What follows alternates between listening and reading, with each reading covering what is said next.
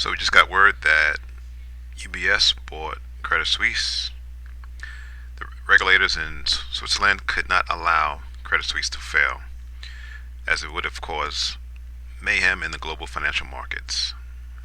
The announcement comes amid mounting concerns over the potential collapse of Credit Suisse, creating a contagion in the banking sector. Now, UBS, formerly known as the Union Bank of Switzerland, is a multinational diversified financial service company founded and based in Switzerland. So I have never looked at the UBS chart before, and I thought no better time than the present. So let's just go straight to the monthly chart, and you can see this this band here where there appears to be massive resistance on the monthly chart.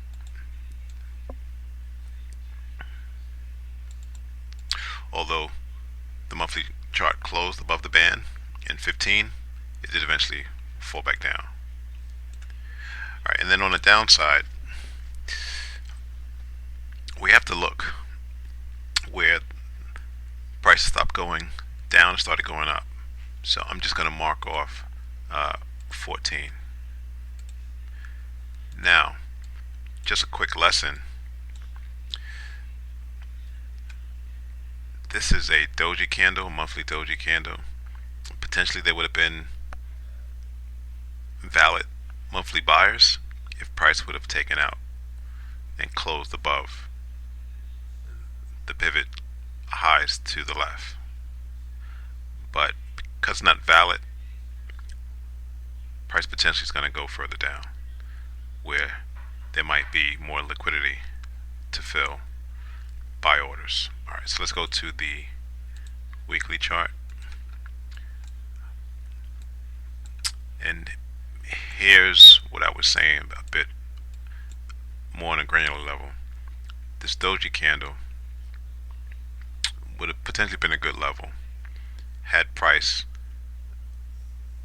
closed above the band. Now the other thing that says this wasn't a good level was the volume. Volume was pretty low, so there wasn't enough liquidity there to overtake the sellers. Alright, so where's price heading to? For that we got to go to the daily chart, as I don't see anything on the weekly chart of interest. Alright, let's go down to the daily chart.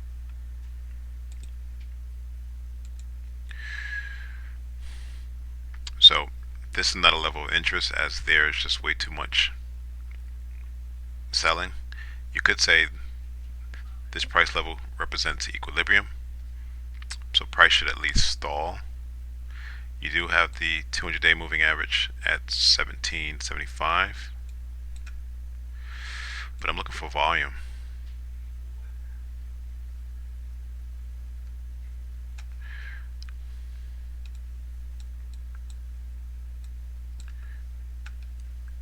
So you have three gap fills to deal with.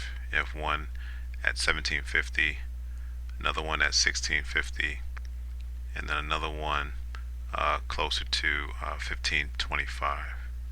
But I'm not seeing anything of interest where price will eventually stop and then reverse. So I'm going to go down to the 4-hour chart. Now you do have some volume in this candle here.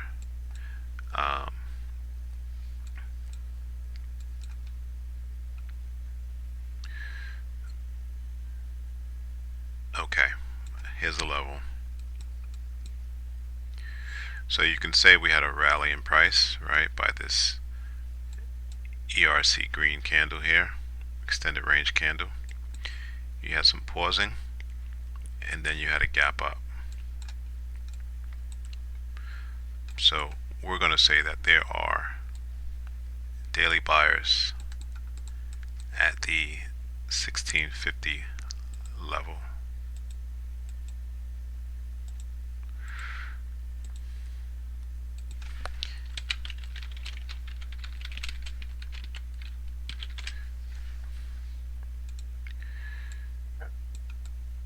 Now again, what I don't like is all the trading that's happened to the left. So this level may or may not work. However, when I look to the left, I see support and resistance.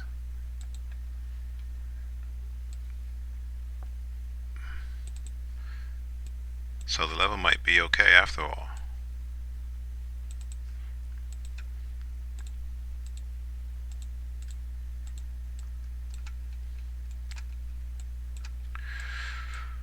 So let's see what happens over the next couple of weeks. If we get more bank failures, contagion failures, then price should continue to move down.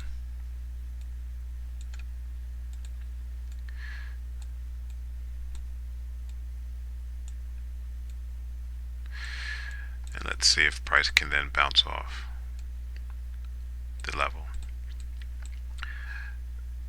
What will increase this probability of this level working is if we just see a red extended range candle. That would signify that there are no sellers in that candle. But if we just kind of go down, base, go down, base, go down, base, each base represents sellers. So the probability of price ricocheting and reversing goes down, because now if price was to reverse, it's going to be dealing with sellers in those areas where price based moving down. Okay, let's see how things go this week. Thanks for watching. Subscribe. Please like the video.